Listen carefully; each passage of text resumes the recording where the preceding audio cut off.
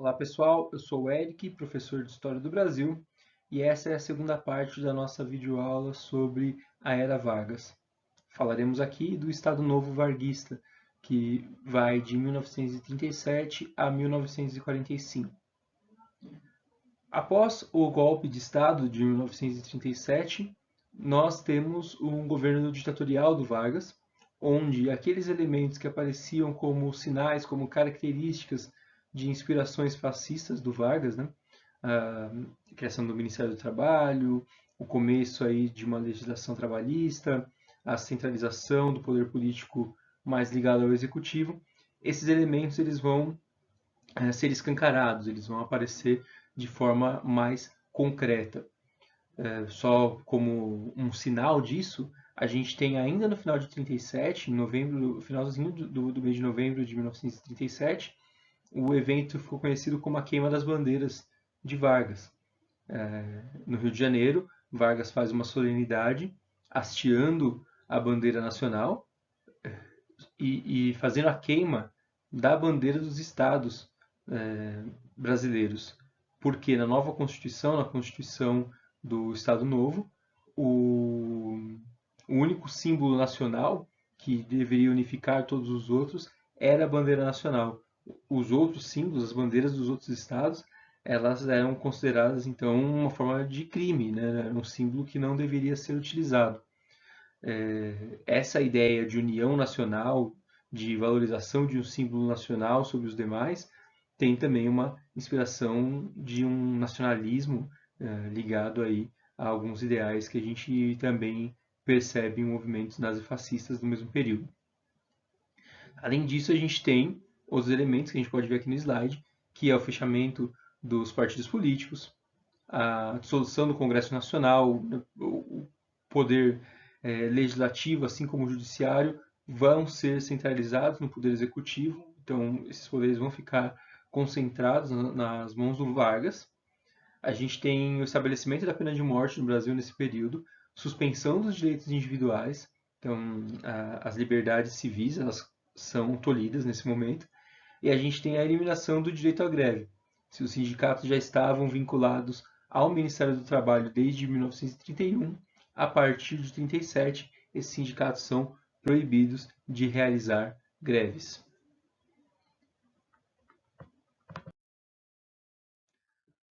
Somado a isso, Vargas tem que criar uma superestrutura estatal para dar sustentação ao seu modelo de governo. Então, alguns elementos já existiam, vão ser repaginados e outros vão ser criados a partir da ditadura varguista. Então, o primeiro desses elementos é o DOPS, o Departamento de Ordem Política e Social. Isso já havia sido criado durante a República Oligárquica, em 1924. Já tinha ali um objetivo de combater movimentos sociais, de reprimir movimentos sociais, que vai ser ampliado e vai ter um papel de destaque durante o governo do Estado Novo, durante a ditadura do Vargas. Nesse período, o DOPS, além de combater e reprimir movimentos sociais, ele vai funcionar como um grande centro de censura e de tortura. Tá? O Memorial da Resistência em São Paulo, que existe hoje em São Paulo, ele era uma delegacia do DOPS. Tá?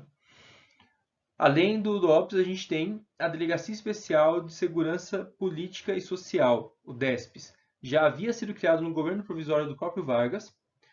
A sua central era no Rio de Janeiro e ela tinha a característica de polícia política. Essa também é uma característica de governos fascistas. É uma polícia destacada da polícia civil, da polícia militar, que tem a função de perseguir opositores políticos do regime. Tá? Então ela vai funcionar em todo o país e vai fazer a prisão aí desses elementos que são considerados opositores políticos ou suspeitos de envolvimento e que de alguma forma possam ameaçar o governo, ameaçar a ordem e a segurança nacional. Junto a isso, vão ser criados dois departamentos extremamente importantes da Era Vargas. O primeiro é o DASP, o Departamento Administrativo do Serviço Público, com o Estado que vai controlar várias camadas, várias etapas da vida social. Vargas precisava de um departamento que conseguisse otimizar esses serviços, melhorar a eficiência do serviço público, e aí o DASP entra com essa função de dar dinamização para o serviço público para fazer com que essa máquina estatal liderada pelo Vargas funcione. E o outro órgão que é extremamente importante, não dá para pensar o Estado Novo, a ditadura varguista, sem ele, é o DIP, o Departamento de Imprensa e Propaganda. Vai ser criado também dentro do Estado Novo, em 1931, e a função desse órgão era cuidar da propaganda, da imagem do Vargas, censurar obras artísticas, jornais, meios de comunicação que fossem, de alguma maneira, críticos ao regime e promover toda e qualquer obra que fosse de valorização dos símbolos nacionais. A gente vai dar uma olhadinha melhor aqui no próximo slide.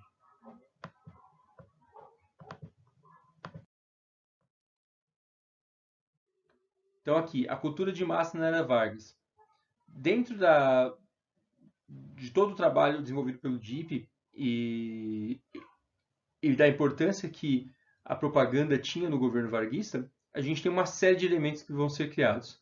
A Hora do Brasil, um programa na rádio, a gente está falando então da década de 30, não tinha TV, internet, nenhum sonho. O rádio é o que sabe em todas as casas. Então, a Hora do Brasil era um programa diário, transmitido pela rádio. Então, naquele momento, todas as emissoras de radiodifusão transmitiam a voz do governo, muitas das vezes a voz do presidente mesmo, e era uma forma de ter contato direto com o público, né? Então, o presidente estava falando, o governo estava falando em todas as casas. Programas musicais, novelas de rádio, todas elas que de alguma maneira enalteciam o governo. É criado o INSE, né, que é um Instituto Nacional de Cinema Educativo, que é voltado para a divulgação do cinema nacional. Também, de novo, produções de cinema que valorizassem a cultura nacional e que não criticassem o governo.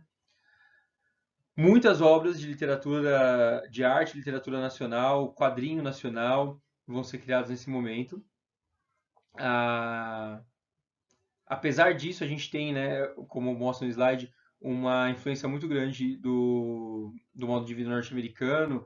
Isso a gente pode perceber, por exemplo, na criação pelos estúdios Disney do Zé Carioca, né, que vai ter alguns filmes aí lançados nesse mesmo período, como Você Já Foi à Bahia, que mostram aí uma visão do brasileiro como o malandro, aquele que sempre dá um jeitinho para se virar, para tirar alguma vantagem sobre a situação.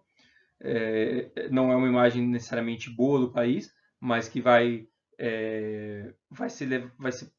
ser utilizada porque há uma proximidade aí com os Estados Unidos que a gente já vai falar e, e serve para mostrar essa coisa mais descontraída do brasileiro, do samba, da malandragem. Então isso acaba servindo a esse momento. E, de forma geral, então, todas as obras elas eram obras que fortaleciam a ideia de identidade nacional e eram obras extremamente ufanistas. O que é algo ufanista? Ufanismo é um orgulho excessivo de algo, normalmente de valores nacionais. Então, as obras ufanistas eram obras que demonstravam um orgulho muito grande do país, que mostravam uma identidade nacional fechada, sem contradições. E a gente vai conseguir ver isso, por exemplo, na Carmen Miranda, que vai ser aí uma dançarina que vai levar a cultura brasileira desse momento para os Estados Unidos, então para fora do país.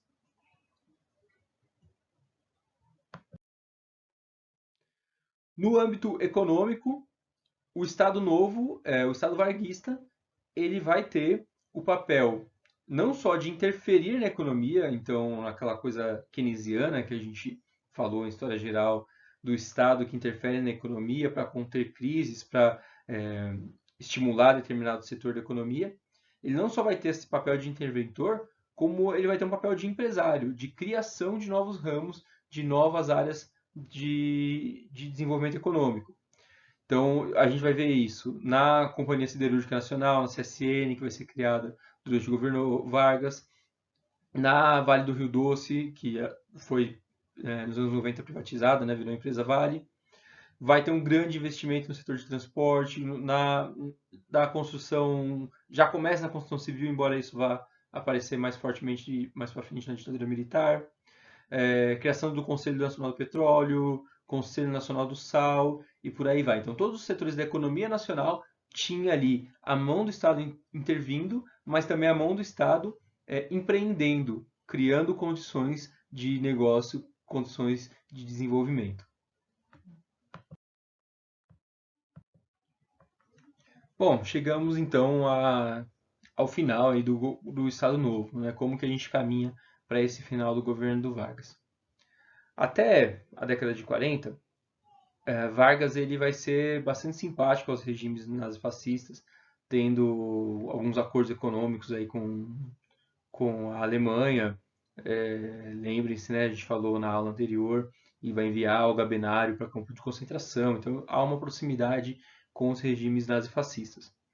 Entretanto, na década de 40, o Brasil começa a se aproximar economicamente dos Estados Unidos, e em 42, submarinos alemães eles vão afundar navios brasileiros no Atlântico, e isso faz com que o Brasil seja pressionado a entrar na guerra do lado dos aliados. Então, a Força Expedicionária e a Força Aérea Brasileira vão combater na Itália, junto dos países do lado democrático, do lado dos aliados. A Alemanha nazista e a Itália são derrotadas, né? Os nazifascistas são derrotados na Segunda Guerra Mundial, e a luta por democracia vai se espalhar para o Brasil. Cria-se uma situação para o governo que é de uma incoerência. Você tem, por um lado, os militares lutando fora do país contra ditaduras, pela liberdade, pela democracia, e quando retornam aqui, retornam para um governo ditatorial. Com o fim da guerra, então, você tem dois elementos, né? Além disso, um elemento dos Estados Unidos capitalista se unindo com a União Soviética socialista para derrubar um inimigo comum, que é o nazifascismo. Então há uma euforia em 45 pela democracia, pela liberdade, pela colaboração entre os diferentes viés políticos que são contra ditaduras, enfim, isso acontece por pouco tempo, a gente vai ver na história brasileira e mundial, mas esse momento ele vai fazer com que o governo autorize aí a formação dos partidos políticos. Então a gente vai ter o Partido Comunista Brasileiro, o PCB, saindo da clandestinidade nesse momento. Carlos Prestes vai voltar à liberdade, né? Vai sair da clandestinidade. A gente vai ter a criação do Partido Social Democrático, da UDN, principal opositora do Vargas, e que já vai colocar o brigadeiro Eduardo na disputa das próximas eleições, a gente já vai falar disso. E o PTB, o Partido Trabalhista Brasileiro, que vai ser o partido criado na tutela, sob a tutela do Vargas. Pois bem, a gente tem então 45, esse momento onde o governo mostra algumas aberturas e ele anuncia, o Vargas anuncia, eleições para o final do ano de 1945. Em 45 mesmo, começa um movimento queremista. Era um movimento que defendia a manutenção do Vargas no poder, ou seja, a criação de uma nova Constituição, o chamamento de novas eleições sobre o governo do Vargas. Aqui a camada popular vai apoiar fortemente esse movimento queremista. A gente vai ter aí vários críticos na época, jornais, falando que isso era resultado da vitória, né, do trabalho bem feito pelo DIF, pela propaganda do governo varguista, que fazia com que a população mais pobre, no geral, apoiasse o Vargas. Mas não só isso, né? O PCB vai apoiar que Vargas fique no poder e faça a transição para um governo constitucional, né? Isso choca porque a gente tem como líder do PCB o Carlos Prestes, que teve a sua esposa Olga mandada para o campo de concentração pelo Vargas, né? Então a gente tem um momento todo confuso da história nacional que vai terminar com uma pressão muito forte das classes médias altas e dos militares, que vão levar à renúncia do Vargas em outubro de 45, depois que o Vargas ele tenta mudar o chefe da polícia do Distrito Federal, que normalmente era um cargo ocupado por militares, e ele tenta colocar seu irmão nesse cargo, na chefia da polícia no Distrito Federal. Isso aumenta a insatisfação entre os militares, que forçam a renúncia do Vargas em outubro de 45.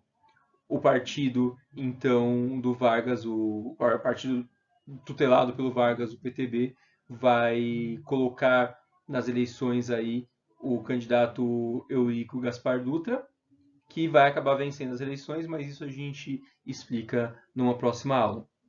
É isso, essa foi a nossa aula sobre o Estado Novo. Terminamos aqui nossa videoaula com a explicação sobre a Era Vargas. Vou deixar mais alguns links para vocês lá no Classroom e a gente fecha essa discussão com uma aula síncrona, uma aula ao vivo. Certo? Espero que tenha ajudado e bons estudos.